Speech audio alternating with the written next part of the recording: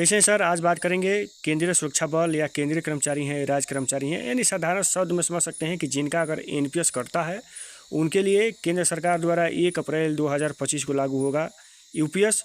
तो ये दोनों कंडीशन में एनपीएस भी रहेगा, यूपीएस रहेगा, या आपकी इच्छा के ऊपर निर्भर करता है कि आप किस में रहेंगे। जिनका अगर एनपीएस कटता है उनके लिए यूपीएस भी लागू हो रहा है केंद्र में। तो हम इस वीडियो में चर्चा करेंगे कि एनपीएस में क्या फ़ायदा मिलेगा आपको, यूपीएस में क्या मिलेगा, कितना पैसा यूपीएस में कटेगा, कितना पेंशन मिलेगा, कितना ग्रेजुएटी मिलेगी। ये तमाम बात पर जो है कि अगर आपको जानकारी चाहिए तो वीडियो को पूरा देखिए। वीडियो अच्छा लगे तो शेयर करिए, सब्सक्राइब जरूर करिए। ये तमाम कर्मचारियों के लिए है, जो राज्य कर्मचारी हैं या राज्य के पुलिस बल हैं या राज्य के कोई भी कर्मचारी हैं या केंद्रीय कर्मचारी हैं, सबके लिए। यानी साधारण शब्दों में समझिए, जिनका अगर एनपीएस करता है उनके लिए यूपीएस भी लागू होगा। इसमें हम लोग बेसिक ले रहे हैं 21,700 जो बेल्ट विभाग में है, जैसे केंद्रीय सुरक्षा बल, CRP, BSF, CISF, SSB, ITBP या जिला का कोई पुलिस है, तो इनका जो है कि 21,700 बेसिक है।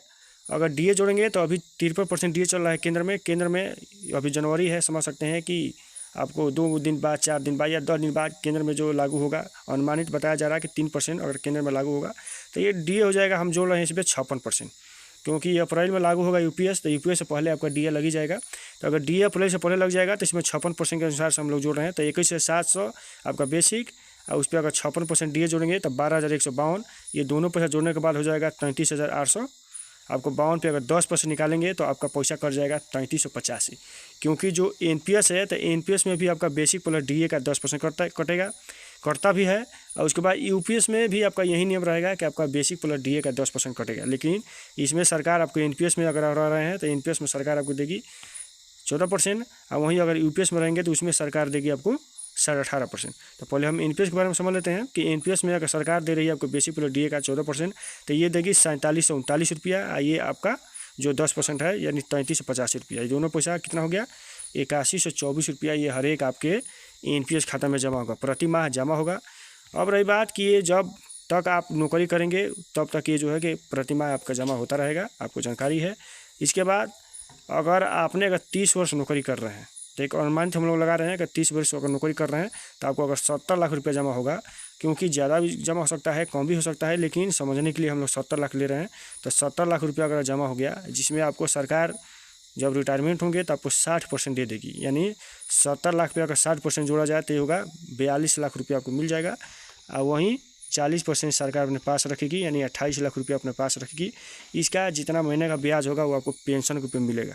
तो ब्याज वहीं अगर साधारण शब्द में समझ सकते हैं कि अगर 5%, 6%, अगर 7% अगर सरकार अगर ब्याज देगी तो वहीं अगर 28 लाख का जोड़ा जाए तो किसी महीना आपको 18,000, 19,000 किसी स्पष्ट नहीं किया गया है कि आपको इतना ही पेंशन मिलेगा एनपीएस के तहत। ये शेयर मार्केट के तहत जितना आपको ब्याज होगा वो पेंशन के रूप में मिलेगा। तो कभी शेयर मार्केट घट गया, बढ़ गया, तो कभी महीने में 18,000 मिल सकता है, कभी 20,000 मिल सकता है, कभी 15,000 मिल सकता है। तो ये आपका एनपीएस का नियम है।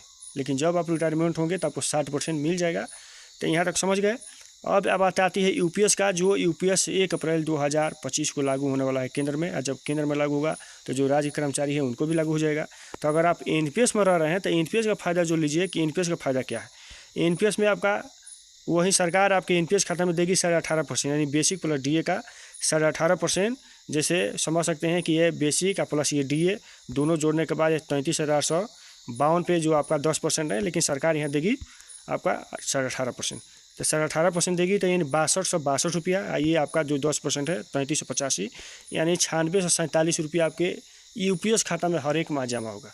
तो अब ये जब जमा होगा तो इसमें हम लोग 30 वर्ष ले रहे हैं कि अगर 30 वर्ष इसमें भी अगर जमा होगा तो अगर 80 लाख रुपया जमा होगा, कम भी हो सकता है, ज़्यादा भी हो सकता है।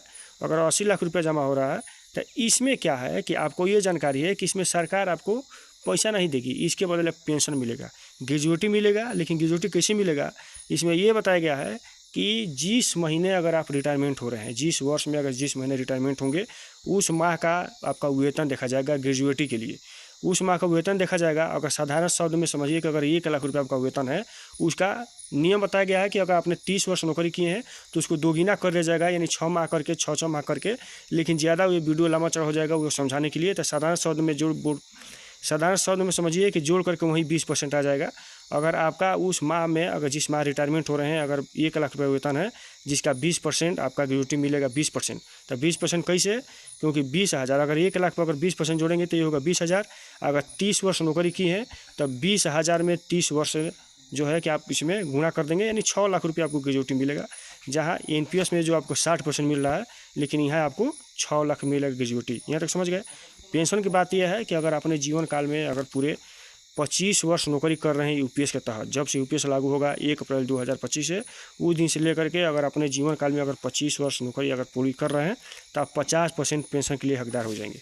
अब बात यह है कि जब आप रिटायरमेंट होंगे तो उस पूरे वर्ष का 1 साल का आपका बेसिक का अनुपात निकाला जाएगा। 6 साल रिटायरमेंट हो रहे हैं, अगर 70,000 रुपया अगर बेसिक है तो उसका 50% यानी 35,000 रुपया आपका हर एक महीना आपका पेंशन मिलेगा। ये यूपीएस के ये नियम है। तो अगर आप वीडियो अच्छा लगा हो तो इसको शेयर करिए, सब्सक्राइब जरूर करिए। अगर वास्तव में समझ गए होंगे तो जहाँ कन्फ्यूजन होगा वो बताइए, कमेंट के माध्यम से आपको बताया जाएगा। जय हिंद।